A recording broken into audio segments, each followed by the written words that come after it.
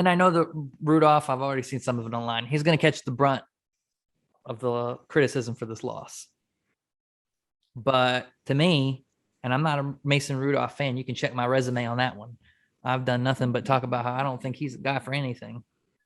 He did everything you want your backup to do today. I felt like he had a good game. He came in and he did exactly what you want your backup to do. What lost the Steelers the game, despite, a bad fumble, despite, our defense making the Lions look like it was Derrick Henry and the Titans running down the field, was the play calling. I don't think Matt Canada is any good.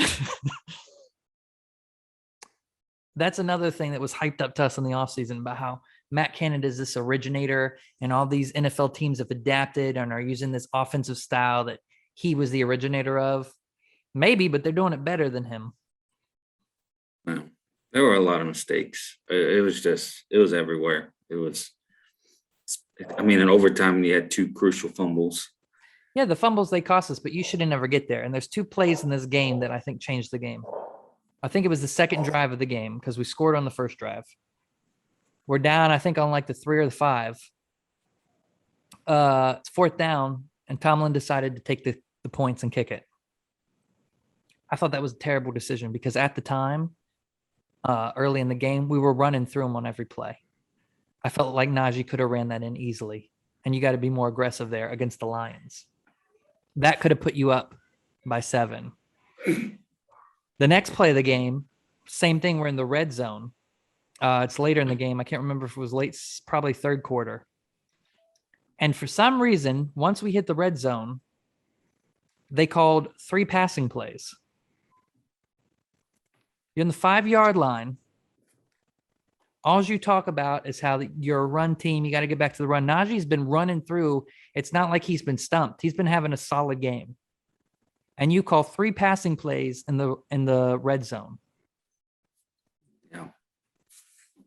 If you call 1 running play there or 2, that's a touchdown. And then you're up by 7 again. And this game never goes to overtime. Those 2 plays to me changed this whole game, and it's bad play calling. Why do you call pass plays in the red zone? I don't. Harry, explain it to me like I'm 7. I don't know. It's easy to say after the fact, but maybe a bunch of people in the box, they didn't like the look. It was something's going on. But he does it the plays are questionable every game. And here's the thing too. Now, a lot of people have blamed the catch on this or a bad throw because on that 3rd down, he did have, I think it was McLeod wide open. Mason underthrew the ball. It could have been a touchdown. But at the same time, it's raining. The ball's wet. People have been dropping the ball all game. Run the ball there. You're in the red zone.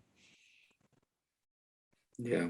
We haven't been struggling at that point. He's been running the ball all game. He's averaging 4 yards a run per game. It's just a terrible game. All you can do is just move on to the next week. Everybody played terrible. The Lions played terrible. We should have lost that game. It was could have won the game on both sides. But Matt Canada, I don't know. I don't think he's the guy. I don't like his play calling. I don't understand it. It's like Randy Fitchner 2.0 to me. He just runs some more motions and jet sweeps than Randy did, but it's essentially the same exact offense. I don't know. And every time he impresses me a little at the beginning in the first quarter, I'm like, okay, all right, there we go. And then he reverts, and then the fourth quarter is terrible. I guess it's him. I don't know if it's Tomlin. I don't think it's Tomlin making the decisions. So